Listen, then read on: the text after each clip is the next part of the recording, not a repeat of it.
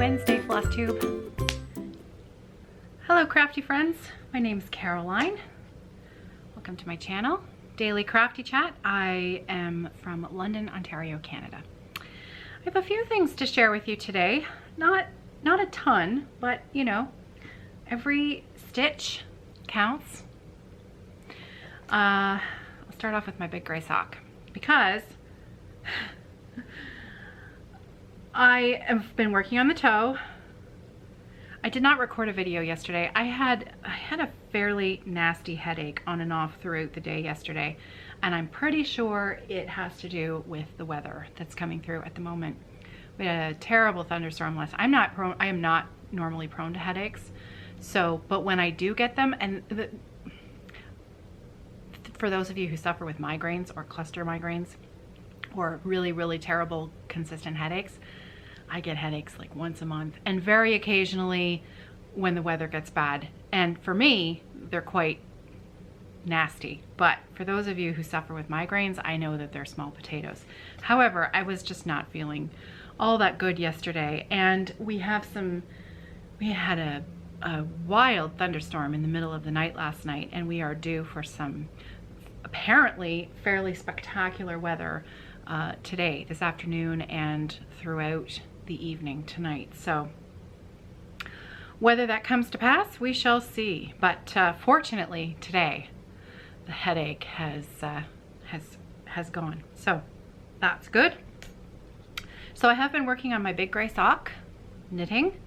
I'm on the toe. Let's see, how many rows of decreases have I done? I don't even know, maybe 5. I think I've done 5 or 6 decrease rounds.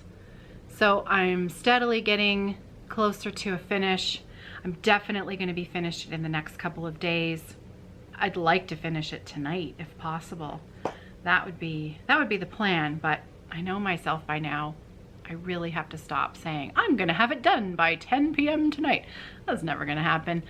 So, but yes, the yarn situation is it's not looking good that I'm going to be able to complete this sock. So I dug out my extra skein of yarn, and I will be able to, I'm going to cake this up this afternoon. What that means for non-knitters is I have a special thing called a Swift that I open this up and I put it on. Just imagine a great big hank of silk from Silks for You or Mrs. Sadis, something like that.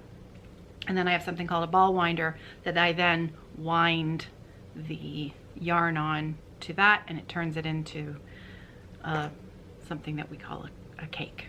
Looks like a cake. So this is Knit Picks Hawthorne Fingering, and remember I said there was no name? Well, it says it's slate kettle dye. So whether or not they still sell that, I probably purchased this 3 years ago. I know we were recording Fiber Friends because it came in with some Dishy, Knit Picks Dishy, which is a lovely cotton that they sell. I purchased this at the same time. So I'm fine. I'll have, clearly it is annoying to have to open a brand new skein, but at least it's a yarn that I will use. And then I will have a pair. And then I'm going to really miss my big gray socks because, well, I've been working on them for quite a while now, but it is time to finish them up. So they're almost done. The other thing that I've been working on over the last couple of days is my Little House Needleworks Warm Winter Woolens. That's this chart. It is adorable. And my plan is to turn this into a knitting bag for myself, which is exciting. Are you ready? I'm almost done. Almost done. So the sweater's almost finished. The hind quarters are almost finished. She almost has a face and she has a tail. Isn't she cute? Oh, it's really sweet. So I just have to finish the face and the top part of her body. little bit more of the vine work in the sides. That's really, really simple. It hardly takes any time at all. And then the letters, which letters are usually fast, but again, I'm not going to be overconfident as to how long it will actually take me to finish. But again, just like my sock, this I am going to concentrate on this and my sock until they're done, which shouldn't be very long because there's hardly anything left to do. So that is that's very exciting. That's all the crafting I have to share. I've put a couple more blocks together on Josh's quilt, and it's nice to know now that Josh is watching because she's been leaving me comments on the last few videos. So it's nice that she's seeing her quilt come to life. I never put it away. It's always out so that I can think about it and work on it. And oh, you know what? I just found my extra needle. I'm going to put that away before that gets lost. That snapping sound that you heard at the very beginning is my double pointed needle case, and that is where I keep when I'm using the double points. That's where I keep my work, because you can slide all those needles in and then snap it closed, and it keeps everything, including the extra spare needle, safe and secure in one spot, and nothing gets lost. And it keeps your stitches on the needles too, which is quite handy. So I will have some time this afternoon and this evening to spend in pursuit of my crafty hobbies. But my parents are coming for a visit tomorrow. So they're coming over. They're driving up from where they live. They live about 2 hours away from me, and I haven't seen them in months. And they're coming up, and we're going to spend a few hours sitting together, socially distanced, on my front porch. And so I'm really looking forward to seeing them tomorrow. And Mom, if you catch this video in time, if a spare jar of your garlic dill pickles just so happened to make it into a bag and got tucked into your car and maybe driven to London tomorrow, your daughter would very much appreciate it, because my other jar is now gone. And they're so good. They are so good. They are the best dill pickles around, and my mom makes them. So I'm hoping she's got a spare jar. We'll see. Okay, so that's it for Crafty Chat. So just very quickly, a little tiny mention of a shop update, and then I'll keep the personal stuff at the end. And I promise I am going to be brief about the shop because I'm not ready to show the bags yet. But many of you will remember a Canada fabric that I have. It's a gray fabric, and province names are on it, and you know, there's a beaver and things like that. I have a little bit of that left, and I am going to be making up the rest of that into some totes, probably for Monday or Tuesday of next week. And so I'll share those in a little bit more detail on the weekend as I am working on them. However, I wanted to mention something that I would like to do, that I would like to add into the shop in perpetuity. So moving forward, I would like to have any bags that I'm making moving forward that have a Canadian theme. I am Canadian. Any bags that have a Canadian theme, whether that is any print, new or old. So the gray print that I'm about to make is an older one that you will have seen before, but if I bring in new fabrics that have maple leaves or you know, a Canada theme, I will be putting those into a new collection that I'm going to have available on the shop. And what I would like to do is that moving forward from now on forever, while the shop is open, 10% of all proceeds of those Canada bags will be donated to the Native Women's Association of Canada. So that's not just for this week, next week, this is from now moving forward. 10% of all bags made with Canadian images, print, anything like that, they're all going to be put in that special collection section on the website, and 10% of all proceeds from those bags will be directly donated by me to the Native Women's Association of Canada. So directly from their website, they are the national voice for Indigenous women since 1974. They were founded on the collective goal to enhance, promote, and foster the social, economic, cultural, and political well-being of First Nations, Métis, and Inuit women. So I think that this is, I encourage you to visit their website. I'm going to leave a link in the drop-down box below in case you're interested in more information. I know that I have lots of Canadian viewers now, and you know, you don't have to purchase a bag to be interested in their cause and their website. So I encourage you to head over there and have a look, because I think they're doing great things, and I think that they can use our support. So yes, moving forward, that will be on the website from now forever. 10% of any Canadian print will be directly donated by me. And I will, I don't know, maybe every couple of months or so, I'll give you a total, and then I'll make the donation, and I will post a donation receipt so that you can know and you can see what we can do together. So thank you. And I'll hopefully have a few of the bags made up and ready to show you on Saturday. Okay, personal stuff, and yep, battery just died right before I was gonna wrap things up here. Okay, so just a quick update on Luna, my dog. I mentioned the other day that Luna has been breaking out in copious hives every day since June 1st, and her paw is almost completely better, though. So I had a long phone conversation appointment with the veterinarian dermatologist, and yes, I had to laugh. Someone left me a comment a couple of days ago that we were going to have to start claiming Luna as a dependent on our taxes. That's not a lie.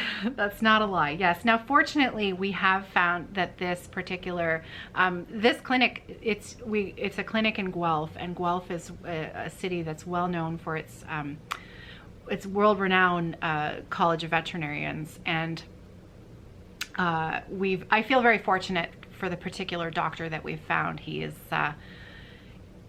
he's great. I mean, he's really wonderful, and I don't feel like, you know, sometimes you walk into if you have pets, you'll know what I mean. You walk into a clinic for the first time, and you can kind of get that feeling where here's the gold standard of care, and if you don't follow every single thing that we have outlined here for you and spend $5,000 by the time you have walked out the door, then you're not a very good pet owner.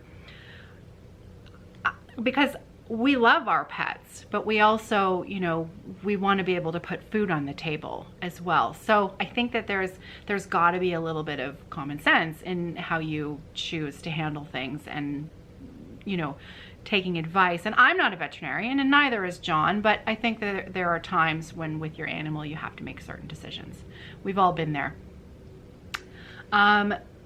So anyways, I've never had this feeling from this particular veterinarian. I've always gotten the feeling like he truly cares.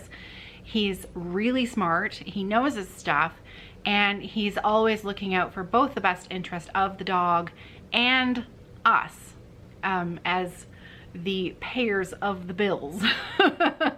So, you know, I think that I feel quite lucky that we have found this particular doctor. Anyways, the upshot of it is that he does feel, that, as someone else had mentioned, seasonal allergies.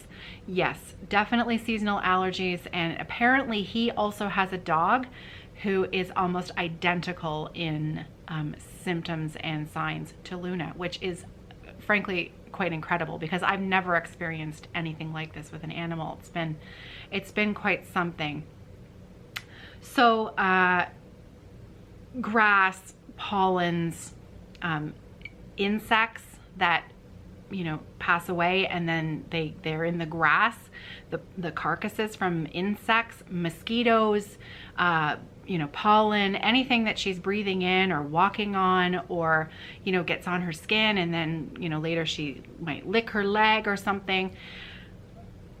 Everything. She's probably allergic a little bit to everything, and what he called is her allergen load reaches a point, and then her system just can't handle it, and then it just explodes in hives. So long story short, we just have to start a course of antihistamines, daily antihistamines in the morning and at night for the foreseeable allergy season moving forward, as well as the medication that she was already on for her paw. It has some sort of synergistic effect combined with the antihistamines. So we're gonna double up on a few of those. It was a great appointment. I felt really, he explained everything really well. He's going to email me all of the information and everything that I need and how to go ahead in treating her. And then once we have owned her for a full year in October, I will probably take her back to him for an in-person meeting at the end of October, and he will do some allergy testing on her, and then hopefully we will be able to put her on some sort of immunotherapy, which will, she will at that point only be 7 years old, so she could, potentially have who knows how long. She's not a super senior, she's a young senior, so she still could have many years ahead. It's better for the dog, and it's much more cost-effective way of treating the allergies, because she's such a big dog. She needs really high doses of these antihistamines, and so Benadryl and Reactin are getting my money over the next couple of months. So that's something to look forward to in the fall. And then, I'm really interested to have some allergy testing done on her and find out more information. So she's such a good dog. I mean, I know I've said this, but we have just, we've won the lottery with dogs, and we've been really lucky in our past pets as well. I've had always very close relationships with my dogs, and John teases me daily that I show the dog more care and affection than I show him. I don't know what he's talking about. But anyways, okay, so as I was mentioning, my parents are coming for a visit tomorrow, so I won't be putting out a video tomorrow, but I will see you on Friday. I don't have a focus on a designer planned for this week. I have had a couple of emails from stitching friends who have suggested that perhaps I should check out this designer and perhaps I should check out that designer. And I know I am planning to do another focus on a designer next Friday. As far as my gallbladder surgery, I'm not going anywhere anytime soon. I did call them yesterday morning. Maybe that contributed to my headache. I don't know. But I just have to wait my turn.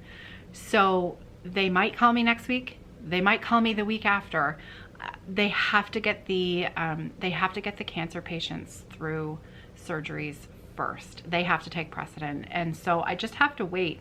And I am being super careful with everything that I eat. I'm really I've lost 10 pounds.